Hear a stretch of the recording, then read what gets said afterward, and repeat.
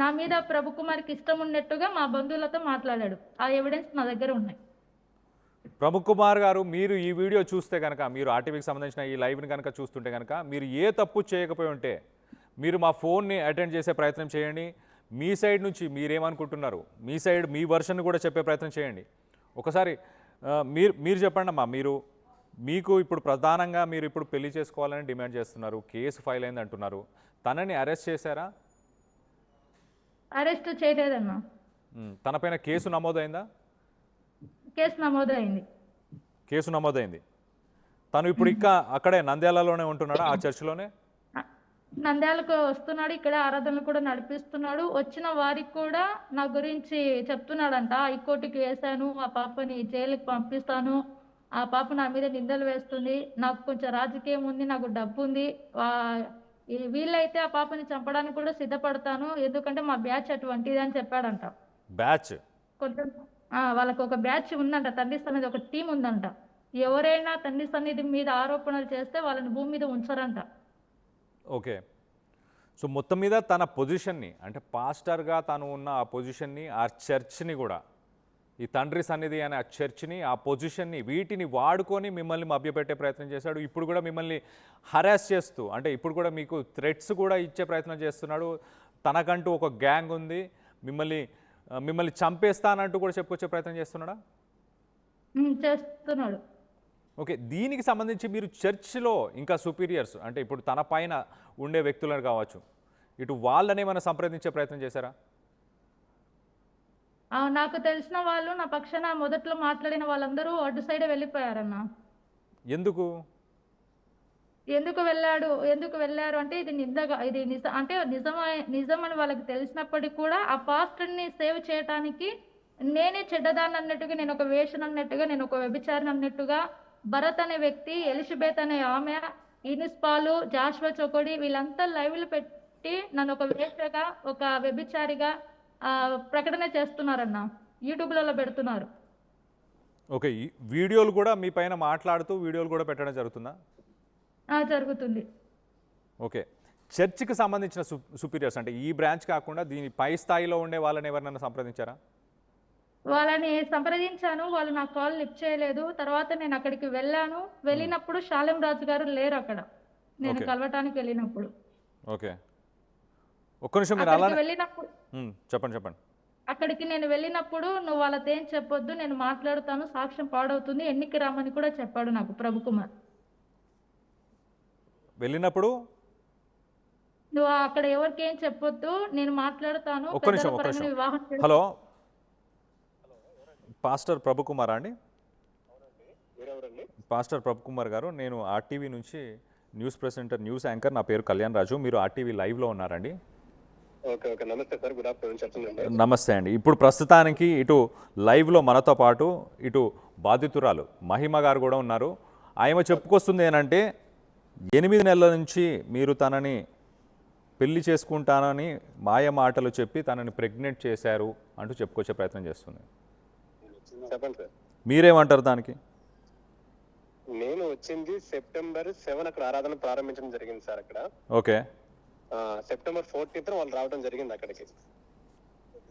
Okay. December 7 నా మీద allegation వేసింది. September 7th మీరు వచ్చారు, December 7th ఎలిగేషన్ వేసింది అంటున్నారు. సరే, మీరు భరత్ అనే వ్యక్తితోని తనని బైక్ పైన ఒక రూము, ఒక ఇంటికి తీసుకెళ్లారు, క్లీన్ చేయించడానికి అక్కడికి తీసుకెళ్లారు అని చెప్తుంది. అది వాస్తవా కాదా? అవాస్తవం సార్. కావాలంటే మీరు ఆ ఏరియాలో ఉన్న సీసీ కెమెరాలన్నీ చెక్ చేసుకోవచ్చు. అంటే ఇప్పుడు తను ఆరోపణలు చేస్తుంది, ప్రూవ్ చేసుకోవాల్సింది మీరు. నేను September 7 నుంచి December 7 లోపు 70 రోజులు వస్తుంది సార్ అక్కడికి.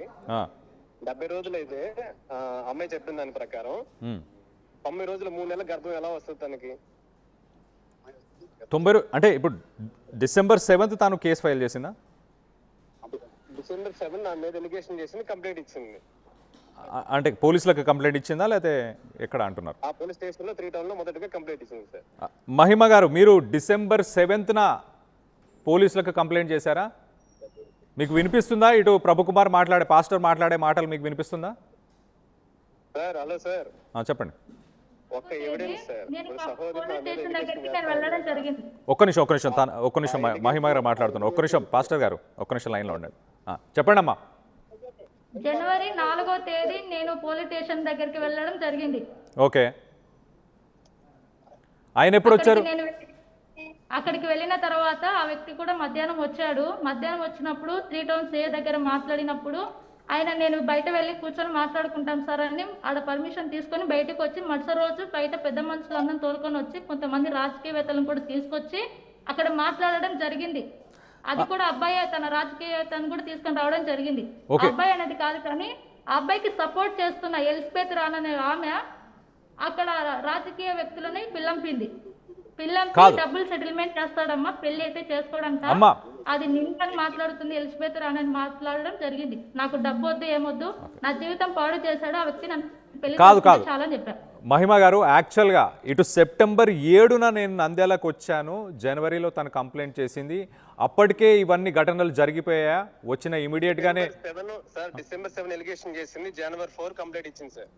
ఎలిగేషన్ చేయడం అంటే రిటర్న్ కంప్లైంట్ ఇవ్వడం అంటున్నారా, లేకపోతే మీతో అంటున్నారా? హలో, డిసెంబర్ 7th పోలీసులను తీసుకొని మీరు వెళ్ళారా? సెప్టెంబర్ 7న ఇటు పాస్టరు నంద్యాలకు నేను రావడమే సెప్టెంబర్ 7న వచ్చానని ఇటు చెప్తున్నాడు అమ్మా. సార్ అబ్బాయి గత 2 ఏళ్ల నుంచి నంద్యాల ప్రాంతంలోనే సువార్త చేస్తున్నాడు. నాకు అబ్బాయి నంద్యాల బ్రాంచ్ ఓపెన్ చేయకముందే అబ్బాయి నాతో ఫోన్ మాట్లాడాడు. అబ్బాయి నాకు ఓకే పాస్టర్ గారు, మీరు చెప్పింది నాకు అర్థమైంది. మీరు సెప్టెంబర్ 7న వచ్చారు. ఒక నిమిషం పాస్టర్ గారు, కొన్ని వీడియోస్ మాట్లాడింది సార్. ఆ వీడియోస్ లో సెప్టెంబర్ 22న నేను కలిసానండి. ఓకే, శారీరకంగా ఫిజికల్ గా కలిసానండి. ఓకే, సెప్టెంబర్ 22కి డిసెంబర్ 7కి ఎన్ని రోజులు సార్? సెప్టెంబర్ 22న మిమ్మల్ని ఫిజికల్గా కలిశానంటూ ఇటు పాస్టర్ గారిని మీరు ఆరోపించారంటూ ఇటు చెప్తున్నారు. సో సెప్టెంబర్కి డిసెంబర్కి ఎన్ని రోజులు? ఒక 2 నెలల వ్యవధి ఉంది, కానీ అప్పటికే మీకు 3 నెలల ప్రెగ్నెన్సీ ఎలా ఉందని ఎలా వస్తుందంటూ ఇటు పాస్టర్ గారు క్వశ్చన్ చేస్తున్నారు. చెప్పండి. ఒక చిన్న మాట సార్, నేను 3 నెలలు ప్రెగ్నెన్సీ అని మాట్లాడలేదు. నాకు డేట్ రాలేదండి అని నేను చెప్పినప్పుడు అబ్బాయి కిట్ తీసుకొని వచ్చినప్పుడు అది నిలబడిందని చెప్పా. 3 నెలలు నేను చెప్పలేదు. 3 నెలలు నిలబడిందని నాకు చెప్పినట్టుగా ఒక ఎవిడెన్స్ తీసుకురా. నేను లైవ్ లో 3 నెలలు నాకు నిలబడింది, 3 నెలలు గర్భవతి అని చెప్పినట్టుగా నాకు ఎవిడెన్స్ తీసుకొని రా. అసలైన తొలి వెలుగు. ఫాలో వాట్సాప్ @తొలి వెలుగు అఫీషియల్.